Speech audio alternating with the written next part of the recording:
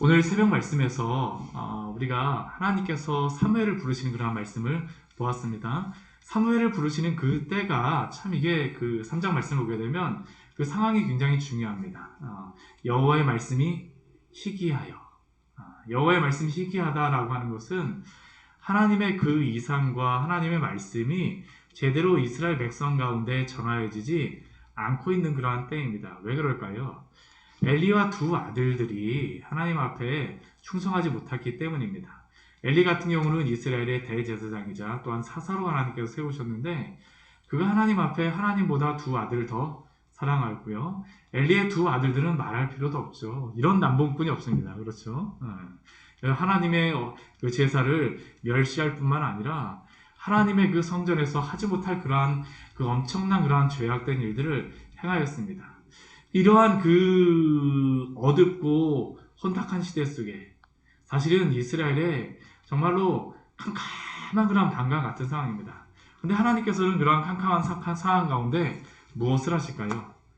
하나님의 등불을 결코 끄지 않으십니다. 하나님은 하나님의 등불을 항상 피우시고요. 하나님의 영광을 나타내십니다. 우리가 하나님의 영광이 드러난다라고 할 때 우리가 사람이 하나님의 영광을 드러내고 뭐 그런 것처럼 많이 생각을 하지만 사실은 하나님의 영광은 하나님 스스로 하나님의 영광을 지키십니다. 그리고 하나님의 영광을 사람을 통하여서 도구로서 사용하시는 겁니다. 그 도구가 누구일까요? 바로 사무엘입니다. 어린 사무엘을 통하여서 하나님이 하나님의 영광을 나타내시겠다라고 오늘 3장 말씀에서 우리가 새벽 말씀에서 보았습니다.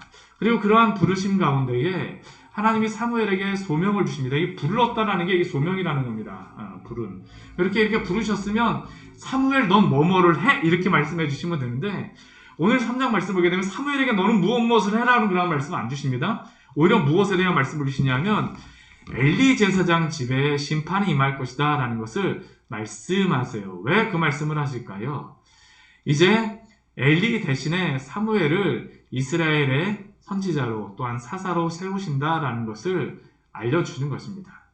이스라엘 온 백성들이 그래서 그것을 알게 되어졌어요. 이게 바로 하나님의 주권과 하나님의 섭리가 이스라엘 가운데에 드러나게 되어지는 것이죠.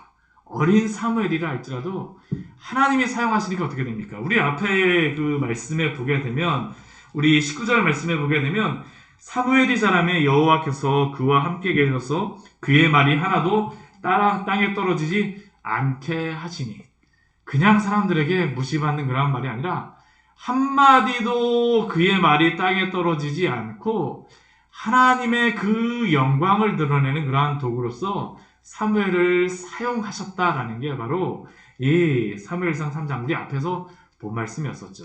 그리고 그러한 가운데 오늘 말씀 우리 1절 말씀에서도 사무엘의 말이 온 이스라엘에 전파되었다라고 말씀하고 있습니다. 사무엘의 말이 온 이스라엘에 전파됩니다. 온 이스라엘에 전파되어진 이 사무엘의 말은 어떠한 말이겠습니까? 사실 지금까지 사무엘에게 하나님께서 말씀하신 것은 엘리 제사장 집안의 그런 심판의 말이겠죠. 그러면 4장 말씀에서는 사무엘의 말이 온 이스라엘에 전파되어져서 사무엘이 하나님이 세우신 그러한 선지자라는 것을 알기 위해서는 어떠한 일이 벌어져야 될까요? 엘리 선지자의 그러한 집안에 하나님이 그 말씀하신 그대로 그 징계와 심판이 일어나는 일들이 일어나게 되어집니다. 이게 바로 4장과 이제 5장 또 이제 뒤에 나오는 그러한 말씀들의 그러한 내용들입니다. 우리 오늘 1절 말씀 보게 되면 사무엘의 말이 온 이스라엘에 전파되어지고 난 다음에 어떤 일이 있냐 하면 이스라엘과 블레셋 사람들 사이에 전쟁이 일어나게 되어졌습니다. 이 블레셋이라고 하는 이 민족은 어떠한 민족이냐면 해양 민족입니다. 제가 여러 번 말씀을 드렸지만 이 블레셋 같은 경우는 그 해양 민족으로 이스라엘에 가게 되면 그 이스라엘의 그 성경에 보면 5도시들이 나옵니다. 대표적인 5도시들, 블레셋의 그러한 5도시들, 가사, 아스글론, 아스돗, 가드, 에그론. 근데 여기 그 있는 그러한 이 동네들이 이 아스글론, 아스돗 이러한 동네들이 가보면요 얼마나 아름다운 그런 해안가인지 모릅니다. 정말 아름다워요. 지중해가 이렇게 쭉 있으면서 굉장히 아름다운 그러한 그 지역에 이 블레셋이 가서 딱 그 자리를 잡고 있는 겁니다. 그리고 이렇게 그 자리를 잡고 있는 그 블레셋이 어디서 온 민족이냐 하면 크레테라고 하는 그러한 그 곳에서 온 민족입니다. 크레테섬. 예. 성경에서는 갑돌이라고도 이야기를 하고요. 또 그 그레데라고도 하는 그러한 곳인데 미노아 문명이 발생한 그러한 지역이라고 합니다. 근데 이 블레셋이라고 하는 이 민족이 굉장히 강력한 민족입니다. 왜 강력하냐 하면 이 다른 민족들은 아직까지 그 철기 문명이 아닌데 이 블레셋은 철기 문명입니다. 그러니까 쉽게 얘기하면 총으로 다 막 쏘고 있는데 칼로 다 싸우게 되면 누가 이길까요? 당연히 총 가진 사람이 이기지 않습니까? 이 시대의 블레셋은 그 쇠로 다 된 그 칼을 가지고 있었는데 다른 민족들은 이스라엘 민족들 같은 경우는 뭐 나무를 가진다는 건 청동기 같은 경우로 하려고 하다 보니까 이게 전쟁을 하게 되면 이게 제대로 그 싸움이 되지 않는 겁니다. 그러니까 블레셋이 굉장히 강력한 그러한 민족이었었고요. 이스라엘도 이들에게 거의 그 반식민지 상태로 지배를 받게 되어졌습니다. 반식민지 상태로 지배를 받게 되어진 그런 상황 가운데 이스라엘과 블레셋이 이제 전쟁을 하게 되어지는 겁니다. 어디에서 전쟁을 하냐면 에벤에셀이라고 하는 그러한 그 지역에서 전쟁을 합니다. 이스라엘 백성은 에벤에셀이라고 하는 그러한 지역에 진을 쳤고요. 블레셋 사람들은 어디에 진을 쳤냐 하면 아벡이라고 하는 그러한 장소에 진을 쳤습니다. 신약에서는 이 아벡을 안디바들이라고도 부르는데요. 이 아벡이 어떠한 지역이냐면 그 해안도로 있지 않습니까? 네, 지중해를 지나가는 이 해안도로가 여기로 다 지나가기 때문에 굉장히 여기가 교통의 요충지였습니다. 블레셋이 그래서 여기에 있고 이 에벤에셀도 요 주변에 있는 그러한 마을이었습니다. 그래서 이 에벤에셀은 이스라엘 민족이 있고 이 아벡에는 블레셋이 딱 자리를 잡고 이제 전쟁을 하는 것이죠. 그리고 이 전쟁을 하면서 이 이스라엘 백성과 한번 딱 첫 번째 전쟁을 했는데 어떻게 되냐 하면 이스라엘 사람들이 블레셋 사람들에게 전쟁에 패하였습니다. 패하였어요. 그 전쟁을 해갖고 얼마나 많은 사람들이 죽었냐 하면 우리 그 2절 말씀 보게 되면 4,000명의 사람들이 전쟁에서 죽임을 당하였다라고 말씀하고 있습니다. 이 시대에 4,000명의 그러한 사람들이 죽임을 당하였다라고 하게 되면 이건 굉장한 패배입니다. 그러니까 이스라엘 백성들이 우리가 왜 전쟁을 패하였냐? 사실은 그 원인 분석에 들어갑니다. 이스라엘 백성들이 그 진영에 들어와갖고 이스라엘 장로들과 함께 원인 분석을 하는 겁니다. 왜 우리가 전쟁에 패하였을까? 우리가 하나님의 백성인데 왜 전쟁에 패하였을까? 여호와께서 어떻게 블레셋 사람들 앞에서 우리를 전쟁에 패하게 하셨는고? 그런데 그렇게 그들이 그 이야기하고 난 다음 나온 결론이 무엇이었을까요? 여호와의 언약궤가 없어서 패하였다라는 게 그들이 내린 그러한 결론이었습니다. 사실 이 여호와의 언약궤가 그 출애굽 시절에 항상 이 전쟁을 한다던가 이 출애굽할 때에도 항상 제일 앞에 섰던 게 무엇이었었냐면 여호와의 언약궤였습니다. 이스라엘 백성들이 그 가나안 땅에 들어올 때도 요단강에 딱 들어올 때 그 가장 먼저 이 언약궤를 든 사람들이 딱 발을 요단강에 내디니까 어떻게 돼요? 강이 쫙 마르면서 이게 그 길을 건너가게 되고요. 여리고성을 돌 때에도 이 언약궤를 든 그 사람들이 레위인들이 앞에서 딱 가다가 마지막 7바퀴 돌고서 우와 소리 지니까 어떤 일이 벌어집니까? 여리고성이 무너졌던 게 바로 이 언약궤를 앞세우고 행하였던 그러한 일이었습니다. 그러니까 이들은 그것을 생각해냈어요. 그래갖고 야 우리가 전쟁에 패한 것이 바로 여호와의 언약궤를 우리가 가져오지 않았기 때문에 우리가 전쟁에 패하였다. 그러니까 우리 언약궤를 가져와서 우리를 우리의 원수의 손에서 구원하게 하자라고 해갖고 어떻게 하냐면 실로에 그 여호와의 언약궤에 있는 곳에 사람을 보내갖고 그곳에서 여호와의 언약궤를 가지고 왔어요. 그리고 이 여호와의 언약궤를 가지고 그들이 왔을 때 또 누구도 같이 왔었냐면 엘리의 두 아들 홈니와 비느하스도 하나님의 언약궤와 함께 그곳에 오게 되어졌습니다. 이 언약궤가 들어올 때 어떤 일이 벌어졌을까요? 이스라엘 백성들이 언약궤가 막 들어오는 걸 보자 그 침울하게 있던 그런 사람들이 갑자기 우와 하는 겁니다. 이제 전쟁의 승리는 따놓은 단상이다. 큰 소리로 외치면서 막 발을 구르고 막 소리를 지르니까 땅이 굴렸다라고 이야기합니다. 근데 뒤에 말씀을 보게 되면 어떻게 될까요? 전쟁에 바로 패하게 됩니다. 왜 그럴까요? 여기에 보게 되면 두 가지 이유, 이스라엘 백성들이 잘못한 그런 두 가지 이유가 나옵니다. 첫 번째는 이들이 여호와의 언약궤를 찾고 이 여호와의 언약궤를 가져오는 것 자체가 잘못은 아니지만 문제는 무엇이었을까요? 그들이 진정으로 신뢰해야 되는 것은 여호와의 언약궤 그 자체가 아니라 하나님을 믿고 신뢰해야 되는 것이죠. 이게 굉장히 그 미묘한 그러한 부분이지만 이게 신앙적인 그러한 부분에서 보게 되면 이게 굉장히 중요한 것입니다. 우상숭배가 무엇일까요? 우상숭배.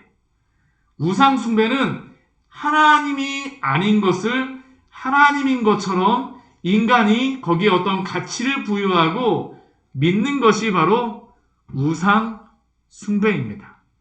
하나님의 언약궤가 분명히 하나님의 임재를 나타내는 것이지만 그러나 그들은 그 여호와의 언약궤는 무엇과 같이 생각했었냐 하면 하나의 우상과 같이 여겼던 것이 바로 그들의 마음이었다는 것이죠. 사실 그들의 마음에서 왜 여호와의 언약궤가 필요한 것이었을까요? 그들은 여호와 하나님이 필요한 것이 아니었습니다. 오히려 무엇이 그들에게 필요합니까? 전쟁에 승리만 있으면 된다는 게 바로 그들의 목적이었었죠. 여호와 하나님이 그들에게 필요한 것이 아니라 그들에게 필요한 것은 전쟁의 승리였습니다. 그러니까 여호와의 언약궤는 무엇과 같은 거냐면 알라딘의 마술램프하고 똑같은 것입니다. 이게 한번 보십시오. 알라딘의 마술램프가 무엇입니까? 막 문지르게 되면 그 알라딘의 마술램프에서 지니가 갑자기 나오잖아요. 그래갖고 무슨 소원을 들어줄까? 그들에게 하나님이 필요한 것은 바로 이것이었죠. 흡사 우리나라의 무엇과 비슷한 겁니까? 도깨비 망망이 비슷한 겁니다. 이것만 있으면 그들에게 하나님이 필요한 것이 아니라 그들에게는 단지 그들에게는 승리가 필요했다는 것이죠. 그들은 하나님 앞에 굴복하기보다는 오히려 하나님을 이용하고자 하는 것이 바로 그들의 목적이었다는 겁니다.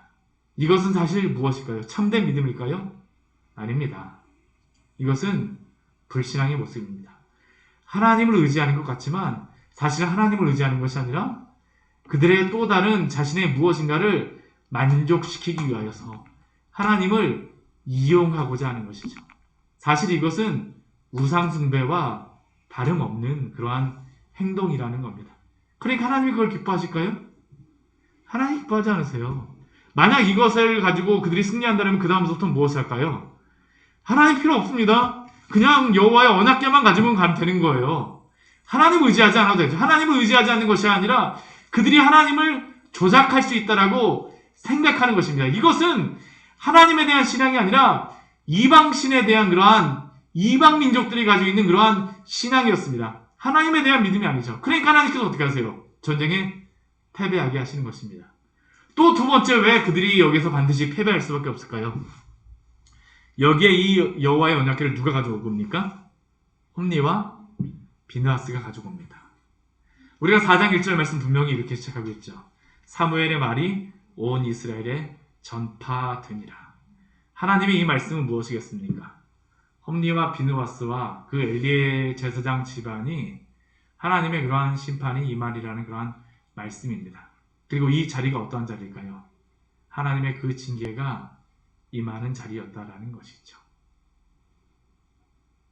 물론 그들이 이렇게 여호와의 언약궤가 왔을 때 큰 소리로 외칩니다. 우와! 우리가 승리할 수 있다. 그러나 그러한 감정적인 것만으로는 승리할 수가 없습니다. 참되게 그들이 하나님을 믿고 있는가라는 것을 하나님은 여기에서 질문하고 계시는 것이죠. 사실 우리가 이러한 실수를 종종 할 때가 있습니다. 이스라엘 백성들도 이번 한 번만 이러한 실수를 한 것이 아닙니다. 우리가 여호수아서 우리 7장 말씀에 보게 되면 그 아이성 전투가 나옵니다. 기억나시나요? 여리고성 다음에 그 다음에 그 전쟁을 하였던 것이 바로 아이성입니다. 여리고성은 굉장히 큰 성입니다. 굉장히 큰 성이었어요. 근데 아이성은 어떠한 성이었을까요? 작은 성입니다. 그래서 그런가 성 이름도 아이성입니다. 그래서 우리 그 7장 말씀에 보면 우리 여호수아서 말씀 같이 한번 보도록 할까요? 네, 여호수아서 우리 7장 말씀 같이 한번 보도록 하겠습니다.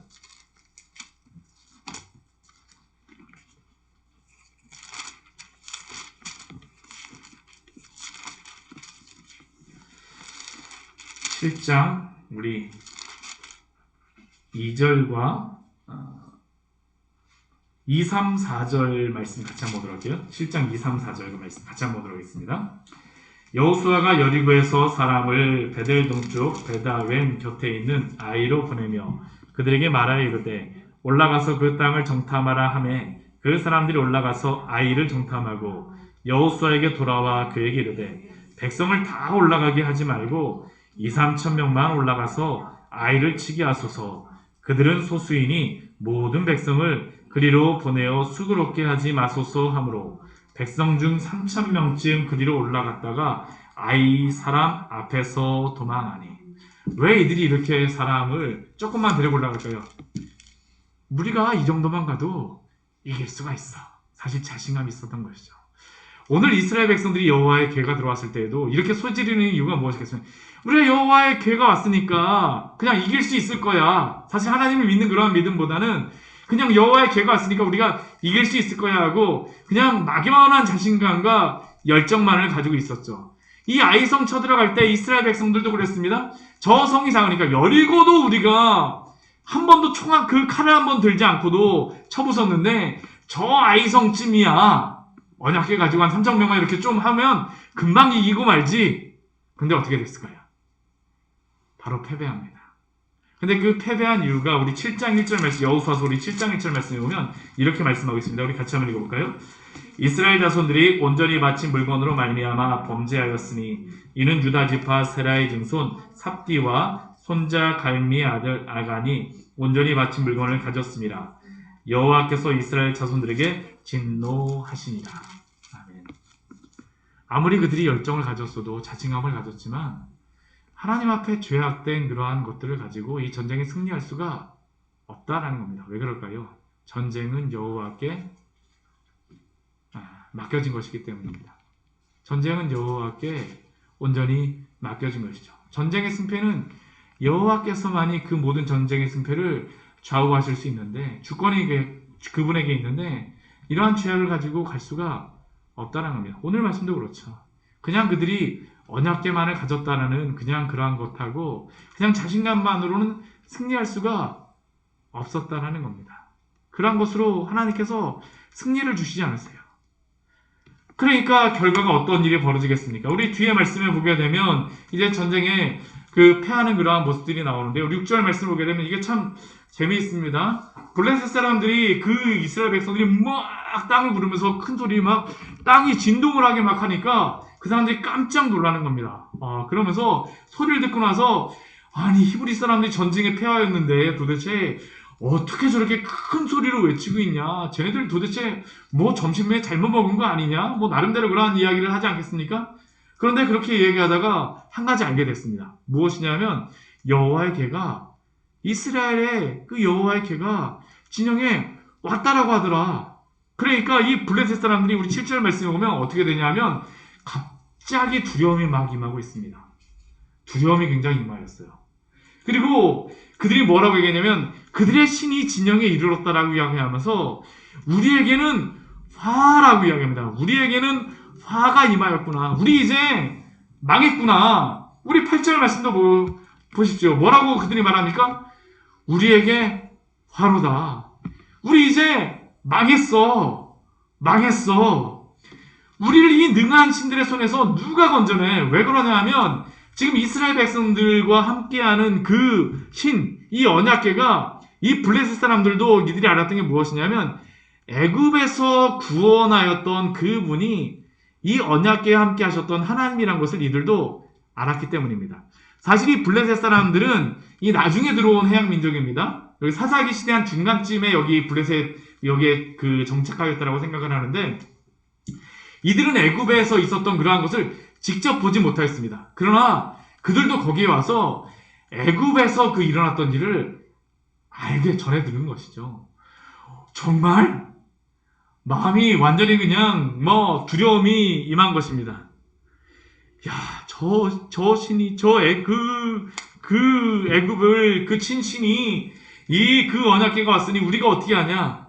그런데, 우리 9절 말씀 보십시오. 이 블레셋 사람들이 어떻게 합니까? 너희 블레셋 사람들아, 강하게 되며 대장부가 되라고 이야기합니다. 또 우리 9절, 우리 뒤에 말씀에 보게 되어도 우리 또 뭐라고 얘기하냐면, 대장부가 같이 되어 싸우라라고 이야기합니다. 참 이게 재미있습니다. 보통 그 여호와 하나님의 그 두려움이 임하게 되면 우리 여호수아서 말씀해 보게 되면 무엇이라고 하냐면 그 여리고성의 사람들의 간담이 녹았다라고 이야기를 하거든요. 간담이 녹고 마음이 물같이 녹았다라는 게 성경에 기록이 되어집니다. 근데 이 사람들이 분명히 화로다, 우리가 망하게 되었다라고 화로다 두 번씩이나 됐는데 이 사람들의 마음이 어떻습니까? 우리 이제 끝났어 하고서 손을 딱 놓고 나서 두려움에 휩싸이는 게 아니라 이 사람들이 뭐합니까? 야, 그래도 우리 한번 힘 한번 내보자! 힘 한번 내보자는 게 바로 이 블레셋 사람들의 그러한 모습이었습니다. 그러나서 실제로도 어떤 일이 벌어질까요? 진짜 힘을 내는 겁니다. 이스라엘 사람들은 언약궤 들어왔다라고 우와 우리 전쟁에 이겼다는데 블레셋 사람들이 그 전쟁에 이겼다라고 막 소리 지르고 있는 그 이스라엘 백성들 가운데 들어가갖고 전쟁을 했고 어떻게 될까요? 이스라엘이 전쟁에 패하였습니다. 그날 몇 명의 사람들이 죽었다라고 우리 나오고 있습니까?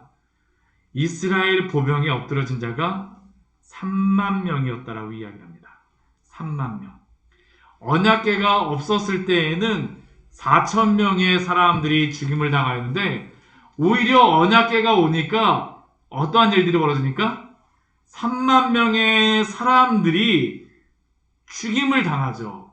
완전하게 전쟁에 패배하는 것이 바로 오늘 이 전쟁의 모습입니다. 오늘 이 말씀을 통해서 우리가 그러면 무엇을 발견할 수 있을까요? 첫 번째 우리가 생각해 봐야 될 것은 하나님께서는 이 전쟁의 패배조차도 하나님의 주권과 섭리 가운데 일어난다라는 것을 우리는 인정해야 합니다. 우리는 보통 이 세상의 좋은 일에 대해서만 하나님이 주권과 섭리를 가지고 통치하신다라고 생각하지만 우리는 그렇게만 생각하면 안 됩니다. 우리가 성경을 보게 되면 때때로 오늘 말씀과 같이 이스라엘의 패배조차도 하나님의 주권과 섭리 아래에서 이루어지는 것을 우리가 보게 됩니다. 오늘 말씀과 같은 것이죠. 만약 하나님이 승리를 주시고자 했다면 오늘 블레셋의 마음이 어떻게 됐을까요? 간담이 녹아서 엎드려져야 되는데 오늘 이 블레셋의 마음은 어떻게 합니까? 더 담대해져 버리죠. 더 담대해져 버립니다. 하나님이 전쟁의 패배를 하나님의 섭리와 주권 가운데 일어나게 하셨다라는 겁니다. 이렇게 전쟁에 패배한 이스라엘은 얼마나 큰 고통 가운데, 질문 가운데 있겠습니까? 얼마나 큰 신앙적인 고민에 휩싸였을까요? 자신들은 나름대로 언약궤가 없어서 전쟁에 패배하였다라고 생각을 하고 언약궤를 가져왔음에도 불구하고 그들은 더 큰 패배를 하였습니다. 이것이 죽임을 당하였는데 그전에는 4천 명이었는데 이번에는 3만 명의 사람들이 목숨을 잃었습니다. 그러나 우리가 이 말씀을 통하여 분명히 볼 수 있는 것은 무엇입니까? 아까도 말씀드린 것 같이 이 모든 패배도 하나님의 주권과 섭리 아래에 있다라는 겁니다. 오히려 블레셋은 더 마음이 담대해지고 이스라엘은 패배하였습니다. 왜 하나님이 이렇게 하십니까? 이스라엘이 바로 하나님 앞에 범죄하였기 때문이죠. 하나님이 징계하시는 것입니다. 첫 번째는 이들이 하나님에 대한 참된 믿음을 갖고 있지 않고 언약궤를 하나의 자신의 승리를 위한 부적과 같이 사용하는 그들의 불신앙의 모습을 하나님이 기뻐하지 않으셨기 때문에 이렇게 하나님이 징계하시죠. 또 한 가지는 그들이 그 엘리의 두 아들 홈리와 비느하스의 그러한 죄악에 대하여서 하나님 그냥 넘어가지 않으시는 것입니다. 우리가 하나님에 대해서 어떻게 대접하며 우리가 하나님에 대해서 어떻게 신앙생활을 하는지 오늘 말씀을 통해서 우리는 항상 우리의 모습을 살펴봐야 됩니다. 우리가 하나님을 믿는다라고 하는 것은 하나님을 하나님 되시게 우리가 믿고 따라야 될 줄 믿습니다. 하나님 우리의 신앙의 모습조차도 거룩하게 하나님을 하나님으로서 대접하기를 원하십니다. 그런데 우리가 이러한 말씀을 보게 되면 아까도 말씀드렸던 거지만 한 가지 가지게 되어지는 이런 말씀을 통해서 우리 한 가지가 가지게 되어지는 그러한 질문들이 있습니다. 분명히 이 블레셋은 이스라엘 민족, 이 블레셋은 이방 민족으로 이스라엘보다 훨씬 더 악한 죄악을 행하는 그러한 민족인데 하나님은 어째서 이들을 사용하시는가라는 그러한 질문입니다. 사실 이 질문은 하박국도 하였던 그러한 질문이고 많은 사람들이 가지고 있는 그러한 질문입니다. 오히려 예수님 안 믿는 사람들이 더 잘 되는 것 같아요 라는 게 우리가 때때로 가지는 그러한 질문이죠. 그런데 한 가지 우리가 알아야 될 것이 무엇입니까? 하나님은 모든 피조물의 주권자요. 또한 모든 그 섭리가 하나님의 능하신 손 안에서 이루어진다는 겁니다. 하나님은 악의 원천이나 조성자는 아니십니다. 분명히 하나님이 창조하신 이 세상 모든 만물은 심히 좋게 창조하셨습니다. 그러나 첫사람 아담이 범죄한 이래로 죄가 세상에 들어오게 되었고 죄악된 일들이 악한 일들이 이 세상 가운데에서 일어납니다. 또한 악인들도 여러 가지 죄악을 행하는 사람들도 이 세상에 있습니다. 그러나 분명한 것은 하나님은 그 악의 그러한 모든 것까지도 하나님의 주권 아래에서 통제하고 다스리신다는 것을 우리는 믿어야 합니다. 이것이 사실은 우리에게 얼마나 큰 위로를 주는 말씀인지 모릅니다.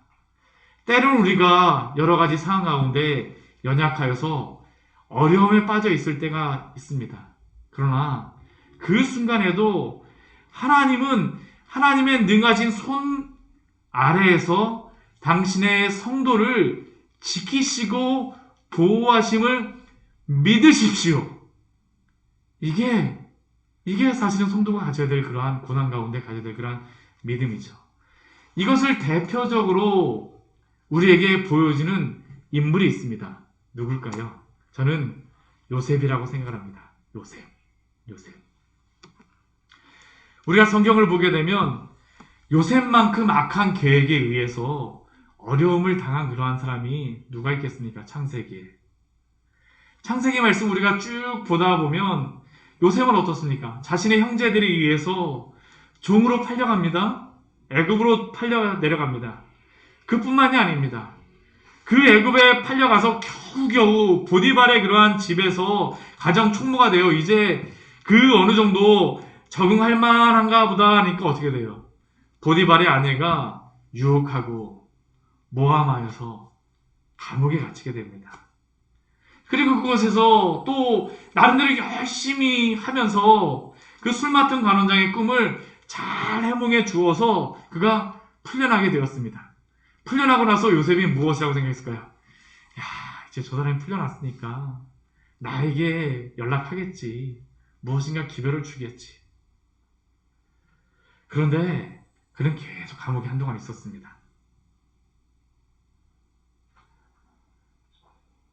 만약 한번 생각해 보십시오. 우리 중에 누군가가 창세기의 말씀을 우리가 알고 있는 상황 가운데 요셉에게 가서 이러한 것들을 다 알고 난 다음에 요셉에게 가서 이 위로해주면서 하나님의 선하신 뜻이 당신에게 분명히 있습니다 라고 위로해주게 되면 요셉이 그 말을 어떻게 받아들일까요? 하나님께서 당신의 삶을 형통하게 하고 계십니다라고 그러한 그 죄인으로 그 종으로 잡혀가고 죄수로 잡혀가고 그 감옥에 있는 가운데 하나님이 형통하게 하십니다라고 그 요셉에게 이야기하게 되면 그것이 요셉에게 위로가 될까요? 요셉은 무엇이라고 생각하겠습니까? 전혀 위로도 되지 않고 오히려 요셉도 그 이러한 말을 하는 사람을 향해서 당신이 도대체 무엇인데 그런 얘기를 하냐고 화를 한번 내지 않겠습니까? 나의 상황을 알고 있냐라고 당연히 이야기하겠죠. 그런데 창세기 39장 말씀을 보면 저는 이 말씀을 보게 되면 너무 놀라운 말씀이 나오고 있습니다. 우리 창세기 39장 말씀 같이 한번 보도록 할까요? 창세기 39장 말씀 보면 하나님이 요셉을 향하여서 이 상황을 향하여서 말씀하시는 반복되는 그러한 말씀이 있습니다. 우리 창세기 39장 우리 2절 말씀 같이 한번 읽어보도록 하겠습니다. 같이 읽겠습니다. 여호와께서 요셉과 함께 하심으로 그가 형통한 자가 되어 그의 주인 애굽 사람의 집에 있으니. 지금 요셉이 보디발의 집에 종으로 잡혀갔는데 하나님께서는 요셉에게 무엇이라고 말씀하십니까? 너는 형통한 자야 라고 말씀하세요. 우리 3절 말씀도 이렇게 말씀하십니다. 우리 3절 말씀도 같이 읽겠습니다. 그의 주인이 여호와께서 그의 함께 하심을 보며 또 여호와께서 그의 범사에 형통하게 하심을 보았더라. 요셉의 주인이 그 보디발이 형통하게 하심을 보고 있습니다. 근데 너 형통하게 되는구나 라고 이야기하면 요셉이 무엇이라고 생각할까요? 제가요? 근데 성경에서는 요셉은 어떠한 사람입니까? 형통한 사람이에요. 이 상황도. 그것뿐이 아닙니다. 우리 뒤에 우리 23절 말씀해 보게 되면 감옥에 갇혔을 때, 모함을 받아서 감옥에 갇혔을 때 이렇게 이야기하죠. 우리 23절 말씀 같이 한번 읽겠습니다. 간수장 그의 손에 맡긴 것을 무엇이든지 살펴보지 아니하였으니 이는 여호와께서 요셉과 함께 하심이라. 여호와께서 그의 범사에 형통하게 하셨더라. 아멘.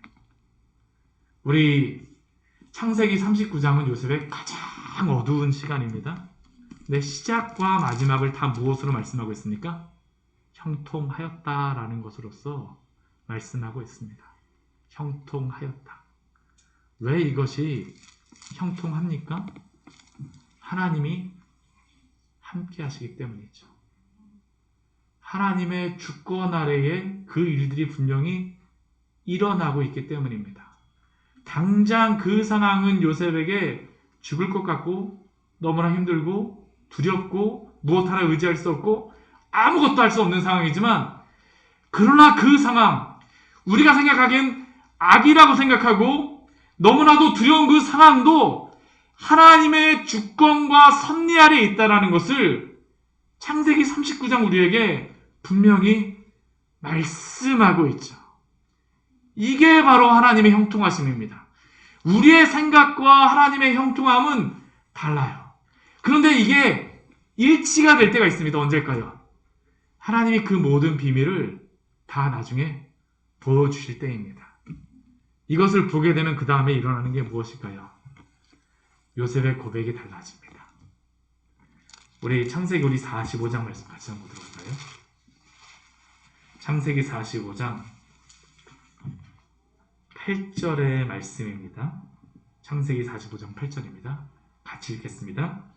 그런즉 나를 이리로 보낸 이는 당신들이 아니요 하나님이시라.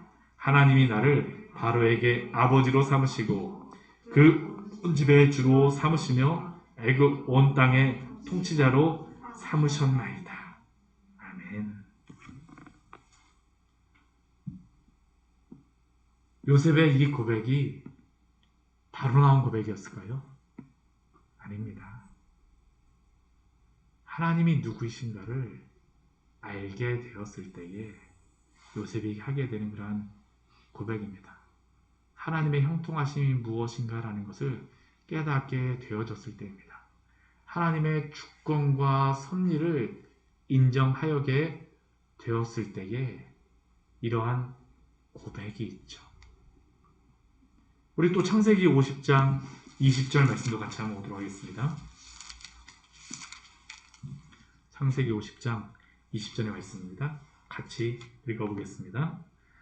당신들은 나를 해하려 하였으나 하나님은 그것을 선으로 바꾸사 오늘과 같이 많은 백성의 생명을 구원하게 하시려 하셨나니. 아멘.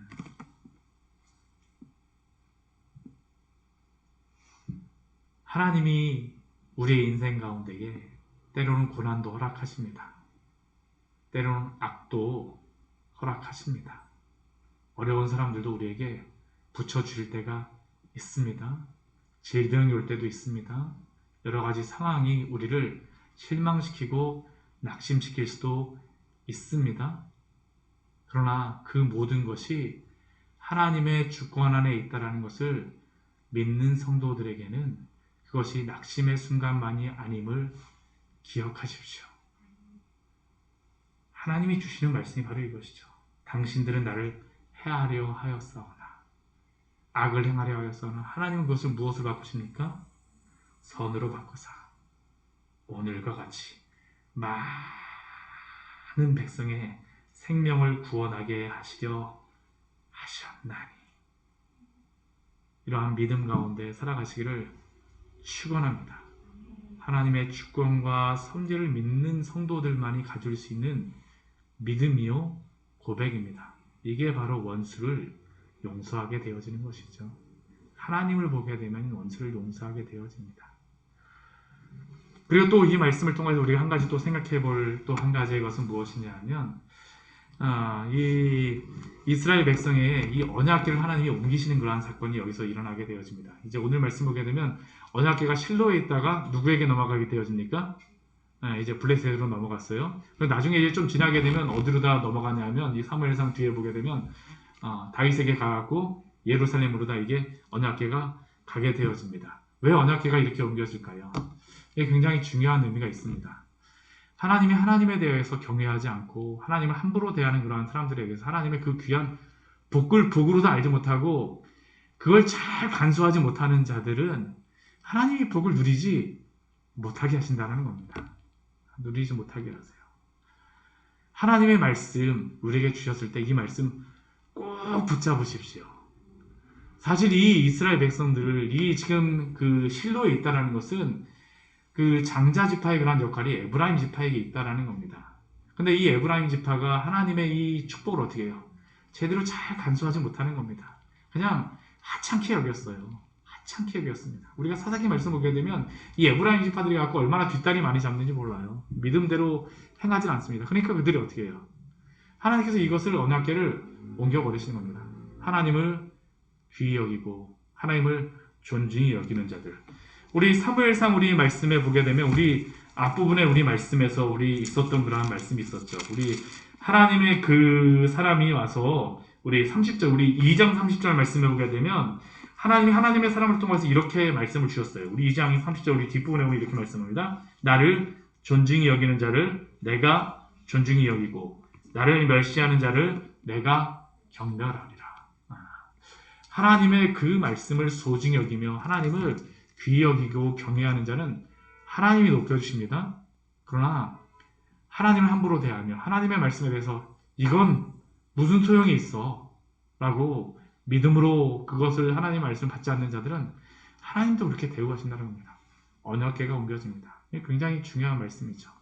하나님이 우리에게 주신 축복의 그러한 자리들이 있습니다. 이 예배의 자리, 또 말씀 보는 그러한 시간, 또 우리에게 그 가정, 또한 우리에게 직장, 또한 일터, 만나는 사람들. 때는 우리가 그 사람들하고 만나다 보면 맨날 만났던 사람들 이렇게 하다 보니까 별로 소중히 여기지 않을 수 있습니다. 그러나 그 우리에게 주신 여러 환경들이 어떤 걸까요? 하나님이 우리에게 필요하기 때문에 가장 알맞은 사람들을 우리에게 보내신 줄 믿습니다. 소중하게 여기십시오. 그리고 그 안에서 하나님의 영광을 나타내시기 바랍니다. 또한 우리에게 주신 이 말씀의 자리, 교회, 우리 예배에 참석하는 건 얼마나 소중한지 모릅니다. 주님이 주신 이 자리를 소중하게 여기며 주님을 예배하시기를 축원합니다. 같이 기도하도록 하겠습니다. 우리 오늘 말씀 같이 기억하시면서 우리 기도하기로 합니다. 하나님의 주권과 섭리를 우리가 인정해야 됩니다. 성도의 신앙은 하나님의 주권과 섭리를 인정하는 그러한 신앙입니다. 이것을 인정하지 않게 되면 우리의 마음은 항상 전쟁터입니다. 항상 원망과 불평이 일어날 수밖에 없습니다. 아무리 좋은 환경하고는 아무 상관이 없어요.